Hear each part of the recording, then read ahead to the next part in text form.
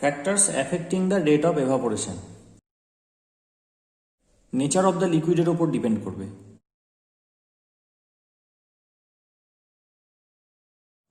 তাহলে more the intermolecular force of attraction, more will be the energy required for evaporation, and at a given temperature rate of evaporation will be slower. Dimethyl ether, methanol and water, এই মলিকিউলটাতে extensive hydrogen bonding হবে, কারণ এখানে দুটো lone pair রয়েছে এবং দুটো hydrogen. এটার সাহায্যে তৈরি করতে পারবে, এটার সাহায্যে তৈরি করতে পারবে, এটার সাহায্যে তৈরি হবে, এটার সাহায্যে তৈরি হবে। একটা মলিকিউল অনেকগুলো হাইড্রোজেন বন্ড তৈরি করতে পারছে এবং এগুলো সব এফেক্টিভ স্ট্রং হাইড্রোজেন বন্ডিং। এটার ক্ষেত্রে একদিকে হাইড্রোজেন নেই, সে কারণে এটাও এইচ বন্ড তৈরি করবে, but the extent of hydrogen bonding is less compared to that of water. আর এই ডাইমিথাইল ইথারে এখানে হাইড্রোজেন বন্ডিং নেই, কারণ এখানে অক্সিজেন অ্যাটমটা হাইড্রোজেন অ্যাটমের সাথে যুক্ত নয়, যেটা হচ্ছে criteria for formation of the hydrogen bond. এর পরিবর্তে এখানে আছে খুব উইক ডাইপোল ডাইপোল ইন্টারাকশন। তাহলে ইন্টারমলিকুলার অ্যাট্রাকশনটা, আন্তরাণবিক আকর্ষণ বল, water greater than methanol greater than dimethyl ether, এটাকে আমি ই দিয়ে সিম্বলাইজ করছি। এক্সটেন্সিভ হাইড্রোজেন বন্ডিং হওয়ার জন্য এর ইন্টারমলিকুলার অ্যাট্রাকশন খুব বেশি,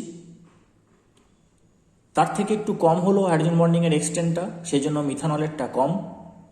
এখানে hydrogen bonding absent, weak dipole dipole interaction কাজ করবে, সেই জন্য ইথারের হচ্ছে আরও কম। তাহলে এই যে অর্ডারটা পেলাম, এটা হচ্ছে ইন্টারমলিকুলার অ্যাট্রাকশনের অর্ডার। তাহলে ইন্টারমলিকুলার অ্যাট্রাকশন যদি এর বেশি হয়, তাহলে একে ভেপার স্টেটে নিয়ে যাওয়াটা কঠিন, কারণ এই বন্ডগুলোকে ব্রেক করতে হবে, ইন্টারমলিকুলার ফোর্সেসগুলোকে। যত বেশি ইন্টারমলিকুলার অ্যাট্রাকশন, তত বেশি এনার্জি লাগবে ভেপার স্টেটে নিয়ে যেতে। তাহলে এনার্জির অর্ডার যদি বের করতে চাই এবং এনার্জির সিম্বল যদি এপসাইলন ধরি, তাহলে epsilon W greater than epsilon M greater than epsilon E. অর্থাৎ ওয়াটারের ক্ষেত্রে যে মিনিমাম এনার্জিটা প্রয়োজন to evaporate a single molecule, সেটা মিথানলের থেকে বেশি, সেটা আবার ইথারের থেকে বেশি। এটা হচ্ছে order of the minimum energy required by a molecule to escape from liquid to vapour state. এবার একটা পার্টিকুলার টেম্পারেচারে যদি এনার্জির ম্যাক্সওয়েল ডিস্ট্রিবিউশনটা আমরা আঁকি,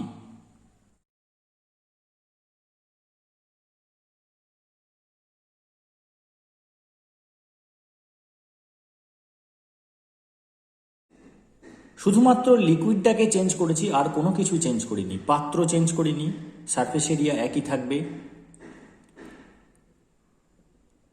টেম্পারেচার একই থাকবে, সমস্ত ফ্যাক্টর একই থাকবে, শুধু লিকুইড তিনটে ডিফারেন্ট নিয়েছি। টেম্পারেচার একই থাকলে একটা ডেফিনিট প্যাটার্ন। এবার আমরা দেখলাম যে minimum energy required by a molecule to escape the liquid state is greater for water molecule compare to methanol, which is again greater than ether molecule. Intermolecular অ্যাট্রাকশনটা বেশি হওয়ার কারণে জলের ক্ষেত্রে এই শক্তির পরিমাণটা বেশি, তার থেকে মিথানল কম, তার থেকে ইথার কম। তাহলে এই শক্তির পরিমাণটা জলের ক্ষেত্রে বেশি, অর্থাৎ এনার্জি এদিকে বাড়ছে, তাই এটা জলের জন্য এনার্জিটা। এটা মিথানলের জন্য প্রয়োজনীয় শক্তিটা এটা কম জলের থেকে, ইথারের আরও কম। তাহলে এই ডিস্ট্রিবিউশনটা কি বলছে? Probability of finding a molecule having energy epsilon. তাহলে এই যে দাগটা দিয়েছি, এটা এপসাইলন ই অর্থাৎ ইথারের ওই এসকেপ এনার্জিটাকে ইন্ডিকেট করছে, অর্থাৎ এর ডান দিকের সমস্ত মলিকিউলগুলো eligible to escape to the vapour state. আর মিথানলের ক্ষেত্রে এই যে দাগটা দিয়েছি, এই যে পয়েন্টটা, এর পরে যতগুলো মলিকিউল রয়েছে তারা প্রত্যেকে এটা এসকেপ করার জন্য এলিজিবল। ওয়াটারের ক্ষেত্রে সেটা সবচেয়ে কম। তাহলে এই যে ডট ডট দেওয়া আছে, ব্ল্যাক ডটস, এই এরিয়াটুকু, শুধু এই এরিয়াটুকু, এখান থেকে এটা ওয়াটার মলিকিউলের জন্য, এখান থেকে পুরোটা মিথানলের জন্য, অর্থাৎ এর মলিকুলার সংখ্যা বেশি পাওয়া যাবে, আর ইথারেরটা পুরোটা। তাহলে ভোলাটাইল কে বেশি? Ether is more volatile. Less the intermolecular attraction, less will be the energy required for escaping,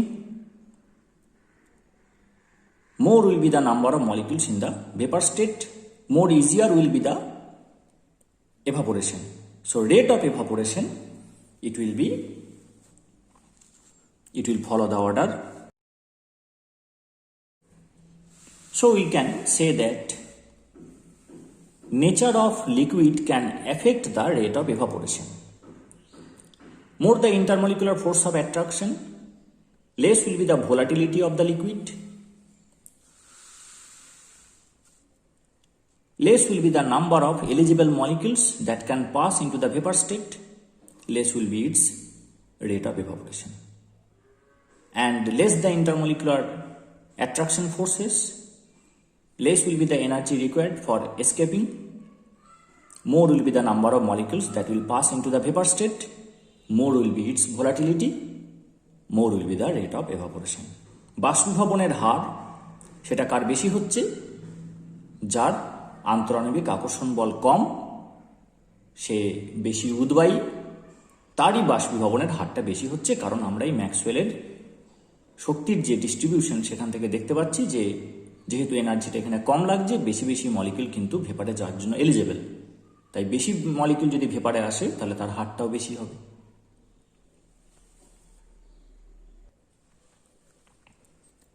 আগেরটাই temperature constant রেখেছিলাম, সারফেস এরিয়া কনস্ট্যান্ট রেখেছিলাম, নেচার অফ লিকুইডটাকে চেঞ্জ করেছি। এবারে নেচার অফ লিকুইড একই থাকবে, অর্থাৎ আমি একটা পার্টিকুলার লিকুইড নিয়ে ডিল করব, সারফেস এরিয়া একই থাকবে, শুধুমাত্র টেম্পারেচারটাকে চেঞ্জ করব। তাহলে এবার হচ্ছে এফেক্ট অফ টেম্পারেচার।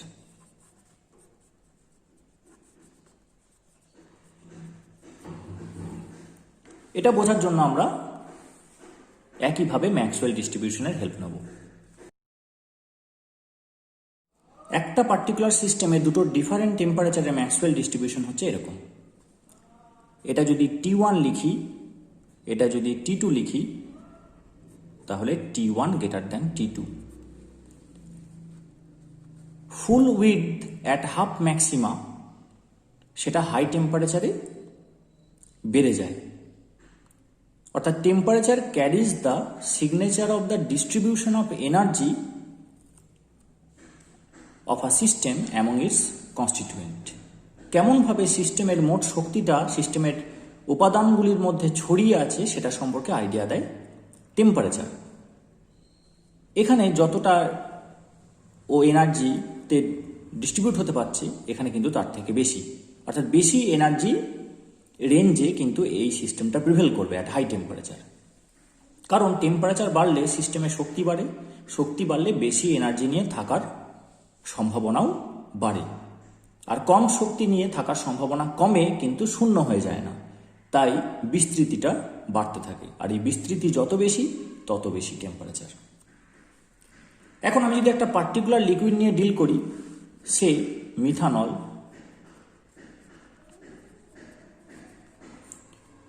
তাহলে তার যে এসকেপিং এনার্জি সেটা এপসাইলন এম, আগের মতোই সেটা একটা ফিক্সড এনার্জি, সেটা ধরে নিচ্ছি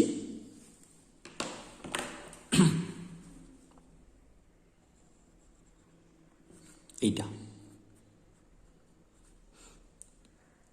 এবার হাই টেম্পারেচারে মলিকুলের সংখ্যা হচ্ছে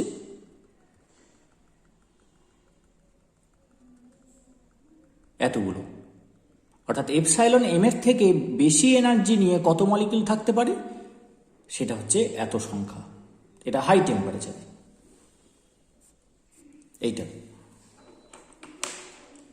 কিন্তু এই একই লিকুইড মিথানল আমি যদি লো টেম্পারেচারে নিই অর্থাৎ T2-তে, তখন এই যে এসকেপিং এনার্জি সেটা সমান বা তার থেকে বেশি এনার্জি নিয়ে থাকা মলিকুলার সংখ্যা হচ্ছে শুধুমাত্র এইটুকু।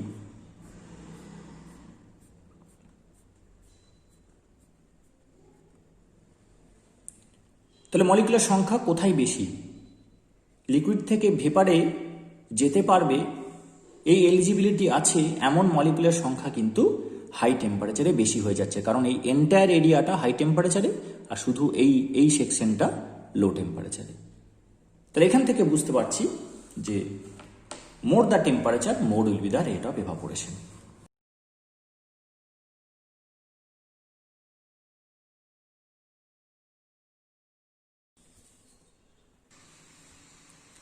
তাহলে 2 নম্বর পয়েন্ট হচ্ছে effect of temperature. Temperature can effect the rate of evaporation. More the temperature more will be the rate of evaporation. এই কারণে গ্রীষ্মকালে জল তাড়াতাড়ি শুকিয়ে যায় এবং পুকুর শুকিয়ে যায় গ্রীষ্মকালে বেশি। নেক্সট পয়েন্ট হচ্ছে surface area.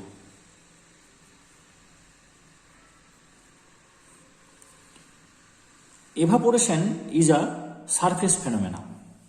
It occurs from the surface.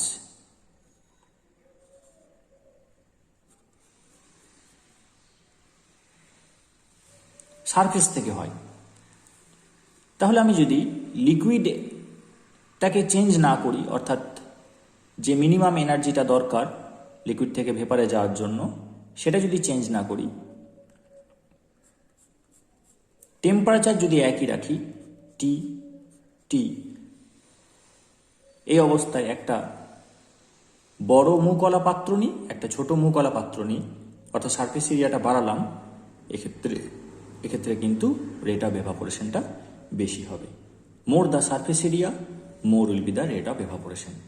যেটা আগের ভিডিওতে আমি বলেছি যে তাড়াহুড়ো থাকলে কাপ থেকে চা আমরা ডিশে ঢেলে নিই, তাতে কি বাড়ে? সারফেস এরিয়া বেড়ে যায়। সারফেস এরিয়া বাড়লে এভাপোরেশনের রেট বাড়ে, আর এভাপোরেশন কজেস কুলিং, কারণ রিমেনিং লিকুইড থেকে ল্যাটেন্ট হিট নিয়ে এই মলিকিউলটা বেরোয়। যখন মলিকিউলগুলো ভেপার স্টেটে চলে যাবে তখন তার জন্য প্রয়োজনীয় লিন তাপটা রিমেনিং লিকুইড থেকে নিয়ে যাবে, সেজন্য এটা কুলিং এফেক্ট দেখাবে। তাহলে এভাপোরেশন কুলিং দেখাচ্ছে, এভাপোরেশনের রেট বেড়ে যাচ্ছে, সারফেস এরিয়া বাড়লে চাটা তাড়াতাড়ি ঠান্ডা হবে। এই কারণে তাড়াহুড়ো থাকলে চায়ের কাপ থেকে আমরা চাটা ডিশে ঢেলে নিয়ে খাই।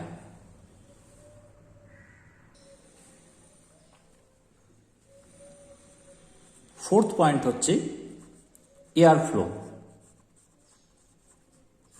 এটা খুব ইন্টারেস্টিং একটা পয়েন্ট। আমি একটাই লিকুইড নিলাম,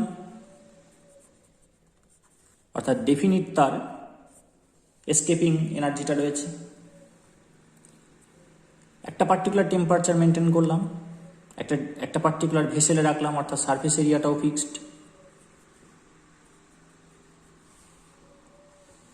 এই সমস্ত কিছু এক রাখার পরে যদি এয়ার ফ্লো থাকে তাহলে রেট অফ এভাপোরেশন বেশি হবে, এয়ার ফ্লো যদি না থাকে রেট অফ এভাপোরেশন কম হবে। এটা কেন? রেট কার উপর ডিপেন্ড করে? রেট অফ এভাপোরেশন ডিপেন্ড করে লিকুইডের ওপর, লিকুইড চেঞ্জ করছি না, টেম্পারেচারের ওপর, টেম্পারেচার চেঞ্জ করছি না, সারফেস এরিয়ার ওপর ডিপেন্ড করে, সারফেস এরিয়া চেঞ্জ করছি না। তাহলে rate of evaporation will remain fixed with time. তাহলে এক্স অ্যাক্সিসের সাথে আমি প্যারালেল লাইনটা টানলাম। This is rate of evaporation.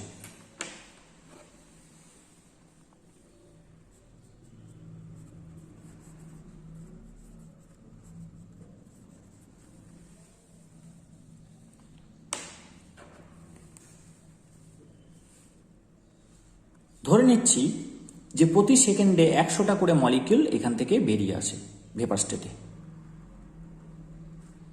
এই যে রেট অফ এভাপোরেশনটা ফিক্সড বলছি, এই রেট অফ এভাপোরেশনটা আমি ধরে নিচ্ছি যে 100 মলিকিউলস পার সেকেন্ড। তাহলে at the end of 1 second কতগুলো মলিকিউল আমি পাবো ভেপারে?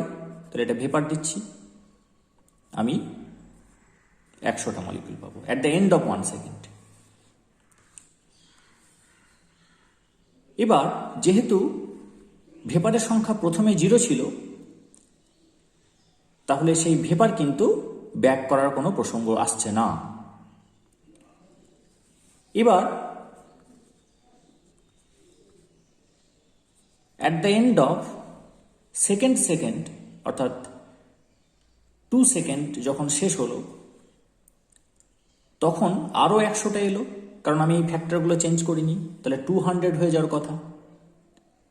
কিন্তু প্রথমে 100টা যে ছিল প্রথম সেকেন্ডের শেষে, তার জন্য কিন্তু এবার কনডেন্স করবে, কিছু মলিকিউল ব্যাক করবে। ধরে নিচ্ছি 100টাতে একটা ব্যাক করে, তাহলে 100টাতে যদি একটা ব্যাক করে, তাহলে এখানে কনডেন্সড ভেপার এখানটাতে 0 হবে, কারণ এর আগে ভেপার ছিল না, প্রথম ভেপার এখানে উৎপন্ন হয়েছে।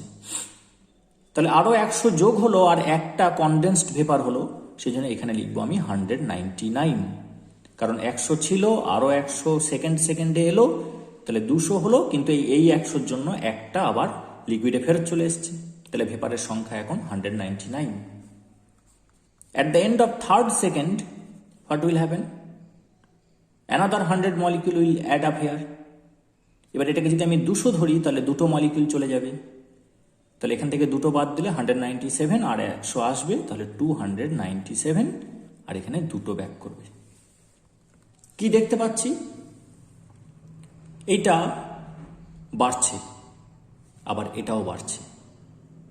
এইটা কিন্তু ভেপারের সংখ্যা, আর এটা কিন্তু কতগুলো ব্যাক করছে, অর্থাৎ this is rate, this is not rate, rate is 100 fixed. এটাতে একটা ব্যাক করলো, এটা তারপরটাতে দুটো ব্যাক করলো, অর্থাৎ রেট ইজ ইনক্রিজিং।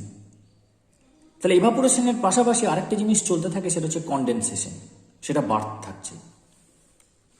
এবার যদি এরকম চলতে চলতে কোনো একটা সেকেন্ডে যদি ভেপারের সংখ্যা এইটা হয়, অর্থাৎ 10,000, তাহলে 100টাতে একটা আসে, তাহলে 10,000-এ 100টা আসবে। এটা যদি আসে, 100টা যদি আসে, তাহলে তার পরের সেকেন্ডে কি হবে?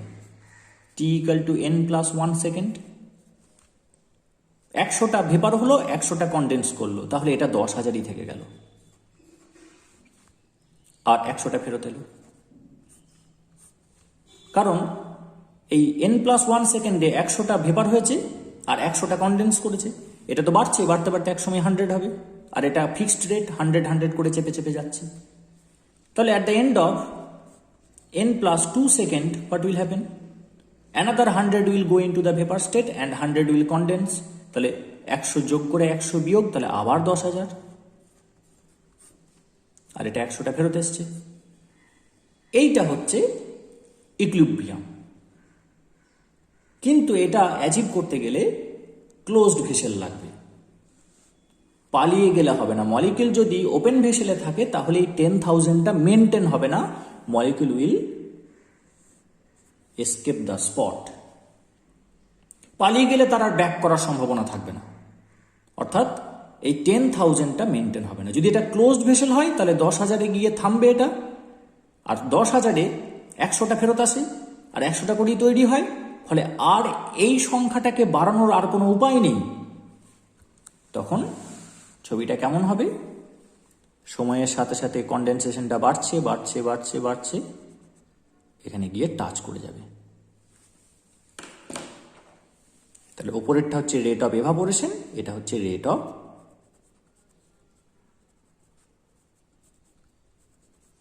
কনডেনসেশন। যে সময়ে এটা রেট অফ এভাপোরেশনের সাথে ইকুয়াল হয়ে যাবে, সেটাকে বলবো time of attainment of equilibrium. এবং এই অবস্থায় ভেপারের সংখ্যাটা ফিক্সড আমি দেখতে পাচ্ছি 10,000। এটা একটা এক্সাম্পল, এরকমই ঘটনা ঘটে, কিন্তু লার্জ স্কেলে হয়, অ্যাভোগাড্রো অর্ডারে হয়। তাহলে ভেপারের সংখ্যাটা ফিক্সড হয়ে গেলে কি হবে? তার একটা নির্দিষ্ট মূল সংখ্যা পাওয়া যাবে।